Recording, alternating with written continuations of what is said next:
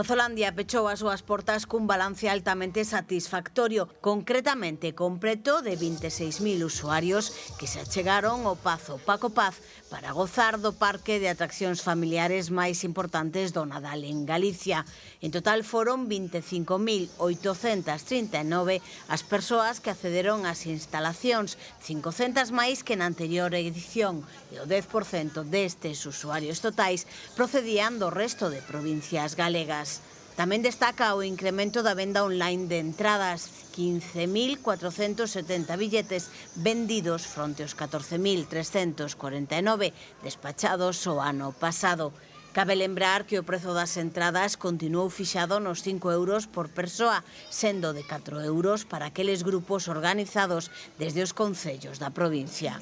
Nas enquisas elaboradas durante Pazolandia, o Servizo de Deportes tamén corroborou o alto grao de satisfacción das familias usuarias, dado que o concepto deste parque de atraccións abrangue actividades para cativos desde os 12 meses, con instalacións adaptadas a cada idade.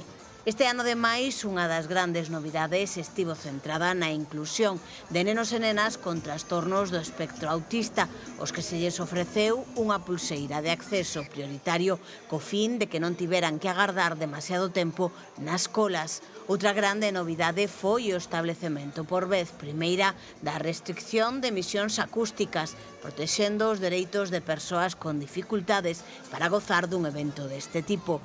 Ademais, habilitouse unha zona de calma integrada por unha habitación de descanso e relaxación.